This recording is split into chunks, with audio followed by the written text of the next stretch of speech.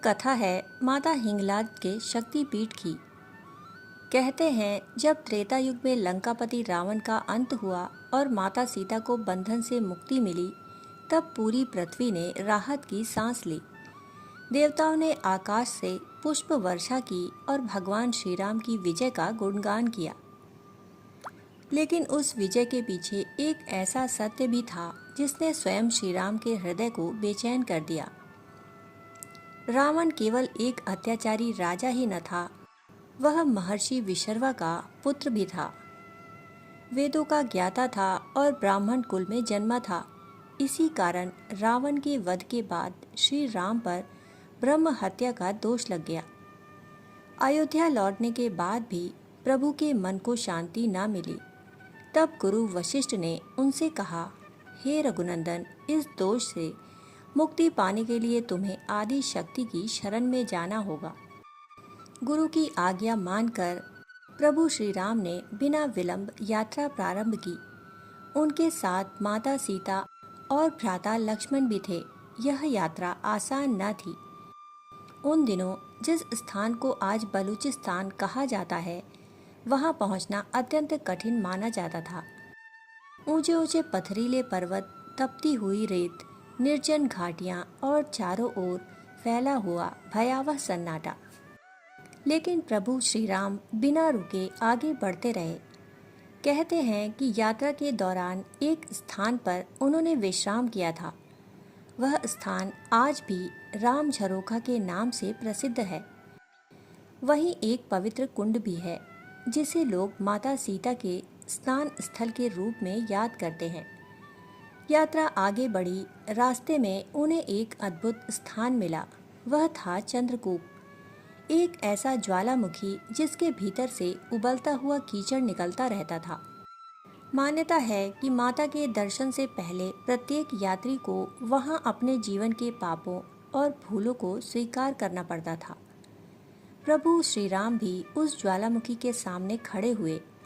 उन्होंने प्रकृति को साक्षी मानकर स्वीकार किया कि रावण का वध धर्म की रक्षा के लिए किया था, लेकिन उसके कारण उन पर ब्रह्म हत्या दोष भी लगा है। इसके बाद वे माता हिंगलाज की पवित्र गुफा में पहुंचे। गुफा के भीतर दिव्य शांति थी। वातावरण में ऐसी शक्ति थी जिसे शब्दों में व्यक्त करना असंभव था। प्रभु श्री राम ने वहां बैठकर कठोर तपस्या आरंभ की। दिन बीतते गए, रातें बीतती गईं, पर उनकी साधना नहीं टूटी। अंततः उनकी भक्ति से प्रसन्न होकर स्वयं आदि शक्ति प्रकट हुई। पूरा गुफा क्षेत्र दिव्य प्रकाश से भर गया। माता ने ज्योति स्वरूप में दर्शन दिए। उन्होंने कहा, हे राम, तुमने धर्म की स्थापना के लिए अधर्म का नाश किया है। तुम्हारा दोष आज समाप्त होता है। माता के इन वचनों के साथ ही ब्रह्म हत्या का पाप नष्ट हो गया। प्रभु राम ने कृतज्ञ होकर माता को प्रणाम किया और यह स्थान युगों युगों तक पवित्र तीर्थ स्थान बन गया। लेकिन यह कथा यहीं समाप्त नहीं होती। असल कहानी तो इसके बाद शुरू होती है। समय बीतता गया, युग बदलते गए, राज्य बदलते गए, लेकिन माता हिंगलाज का यह धाम अपनी दिव्यता के साथ नहीं बना रहा। कहा जाता है कि भगवान लक्ष्मण के सूर्यवंशी वंशजों ने इस क्षेत्र की रक्षा का दायित्व संभाला। बाद के काल में गुर्जर परिहार जैसे शक्तिशाली राजवंशों ने इस क्षेत्र में अपनी शक्ति स्थापना की। उनके वीर योद्धा माता के धाम को सुरक्षित रखने के लिए सदैव तैयार रहते थे। उन्होंने आक्रमणकारियों का सामना किया। उन्होंने मंदिरों और तीर्थों की रक्षा के लिए अपना जीवन दांव पर लगा दिया। सदियों तक यह संघर्ष चलता रहा। फिर इतिहास का एक कठिन दौर आया। बाहरी आक्रमण बढ़ने लगे, मंदिरों को तोड़ने के प्रयास हुए, स्थानीय लोगों पर भारी अत्याचार किए गए। कई परिवारों को अपनी परंपराएं छुपाकर जीवित रहना पड़ा। कई लोगों को परिस्थितियों के कारण अपना बाहरी स्वरूप बदलना पड़ा, लेकिन उनके हृदय में माता के प्रति श्रद्धा समाप्त नहीं हुई।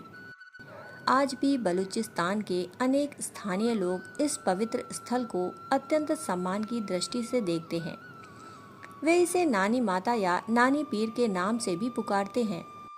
आश्चर्य की बात यह है कि सदियों के बदलाव के बाद भी वहाँ श्रद्धा की परंपरा जीवित है।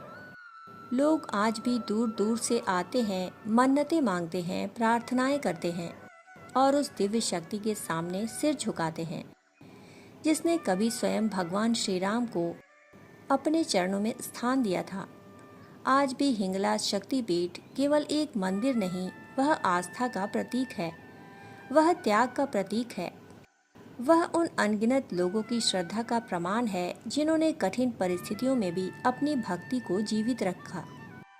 कहते हैं जो व्यक्ति सच्चे मन से माता हिंगलाज का स्मरण करता है, माता उसकी पुकार अवश्य सुनती हैं और शायद यही कारण है कि हजारों वर्षों के बाद भी बलूचिस्तान के वीरान पहाड़ों के बीच स्थित यह पवित्र धाम आज भी श्रद्धा का दीपक बनकर जल रहा है। बलूचिस्तान के स्थानीय और सूफी मुसलमान हिंगलाज देवी के प्रति गहरी श्रद्धा रखते हैं। यह मंदिर हिंदू और मुस्लिम एकता का एक अनूठा प्रतीक है। मुसलमान भी इस देवी को पूजते हैं और यहाँ लाल या केसरिया कपड़ा, धूप और शिरीनी यानी कि हलवे का प्रसाद जैसी चीजें चढ़ाते हैं। विभाजन से पहले और बाद में भी इस क्षेत्र में रहने वाले स्थानीय मुस्लिम कबीलों ने इस मंदिर की रक्षा और देखभाल की है, जिसके परिणाम स्वरूप यह नाम स्थानीय संस्कृति का हिस्सा बन गया है। यह स्थान हिंदू धर्म के 51 शक्ति पीठों में से एक है, जहां देवी सती का सिर ब्रह्मरंध्र गिरा था।